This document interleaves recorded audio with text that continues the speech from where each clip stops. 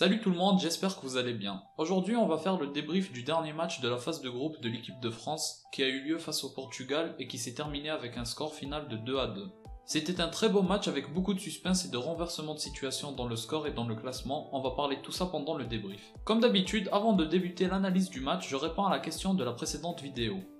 La France a remporté le premier Euro en 84 et le deuxième en 2000. C'est la troisième équipe nationale à avoir gagné le plus de titres après l'Espagne et l'Allemagne. Pour la question du jour, ce sera face à quelle équipe Benzema a inscrit son dernier but avant ce match face au Portugal. Commençons désormais le débrief. Comme d'habitude, j'analyse les deux mi-temps séparément et ensuite les deux équipes et je termine avec les joueurs, qui m'ont le plus impressionné et déçu. La première mi-temps a été grave décevante de la part de l'équipe de France. Ils n'arrivaient pas trop à garder le ballon, on sentait que la maîtrise était clairement du côté des Portugais. Et c'est sur coup franc que cette maîtrise a fini par payer. Loris donne un vrai coup de poing à Danilo parce qu'il l'a énervé, ou plutôt parce qu'il a raté sa sortie. Évidemment, le penalty et le carton jaune sont totalement mérités. Certains diront que ça méritait carton rouge, pour ma part je pense pas, parce que tout simplement la double sanction c'est beaucoup trop sévère. Bien sûr, Penaldo transforme le penalty et donne l'avantage à son équipe. Après ce but, la France a continué à faire n'importe quoi. La seule satisfaction jusqu'à là de cette première mi-temps, c'est la magnifique passe de Pogba vers Mbappé qui rate son tir. Franchement, il aurait dû la mettre au fond des filets cette occasion, en phase éliminatoire ça pardonnera pas. Par contre, il n'y a que lui et Pogba qui ont été présents cette première mi-temps du côté de l'équipe de France. Tout le reste ont été décevants. À la fin de la première mi-temps, encore une très bonne combinaison entre Pogba et Mbappé qui donne suite à un penalty. Personnellement, je pense pas que ça mérite un penalty, mais Mbappé joue vraiment bien le coup. Il a été beaucoup plus intelligent que Semedo. De toute façon, Semedo il a le trophée du joueur qui a donné le plus de penalty, je pense. C'est l'expert des fautes dans la surface. J'abuse, mais Semedo est vraiment moyen défensivement. Par contre, offensivement, il assure. Bref, le penalty est heureusement transformé par Benzema. C'était incroyable ce penalty, il était vraiment lourd de sens. S'il le ratait, c'était comme un symbole d'échec. Et il l'a mis au fond, et sa célébration montrait à quel point ça lui mettait la pression et ça l'a libéré. Ce penalty rattrape la première mi-temps ratée de l'équipe de France et Benzema le termine en discutant avec Ronaldo, ça aura été l'image du match. Ensuite, on passe à la deuxième mi-temps. Deschamps les a sûrement bien secoués parce que leur première mi-temps, je pense qu'on peut le dire, ils sont passés à côté. Et ça a bien marché parce que lors de cette deuxième mi-temps, l'équipe de France est très bien rentrée et elle a affirmé sa domination directement. La preuve, ça a payé, ça a donné un but de Benzema dans la construction du jeu. C'est pas le type de but habituel de l'équipe de France et ça montre tout l'apport que peut avoir un joueur comme Benzema. La passe que lui fait Pogba est magnifique, pile là où il la voulait et Benzema qui a très peu d'espace pour la mettre au fond et il fait le geste parfait, précis comme il le faut. Le but était vraiment très beau et difficile à mettre et ça montre que le penalty lui a redonné la pleine possession de tous ses moyens. Cette deuxième mi-temps a été beaucoup plus maîtrisée du côté de l'équipe de France, mais ça suffit pas face à un joueur comme Ronaldo. Parce qu'il a profité de toute son expérience pour piéger Koundé et obtient un autre penalty. Il le met au fond encore une fois, faut savoir qu'à ce moment-là le Portugal était éliminé parce que la Hongrie menait face à l'Allemagne.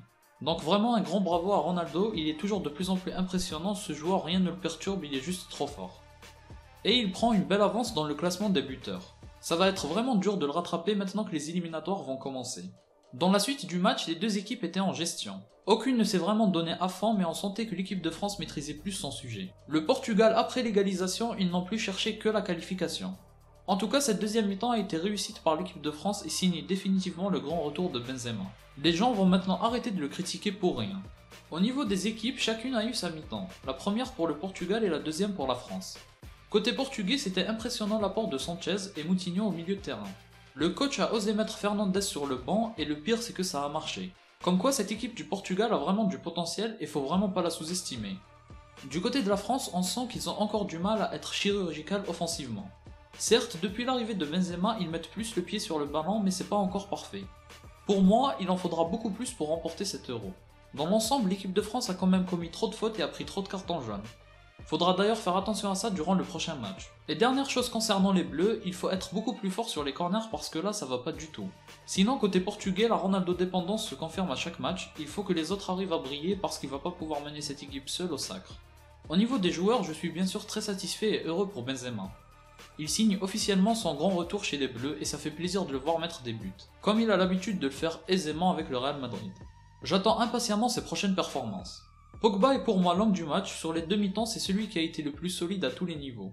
En termes de dribble, de précision, de calme et d'efficacité, franchement je lui donne un bon 9 sur 10. Mbappé aussi a été très bon, il a été le déclencheur et ça il faut le noter, donc je suis très satisfait de sa performance. C'était d'ailleurs beau de voir tous les joueurs heureux pour Benzema et voir leur joie à tous. Les autres joueurs de l'équipe de France ont élevé le niveau petit à petit et la plus grosse déception ça reste Koundé.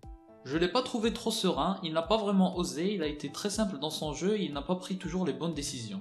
Il donne un penalty très bête pour Ronaldo, c'est le flop du match avec Loris, forcément c'est les deux à avoir commis des fautes et ça ne pardonne pas à ce niveau-là.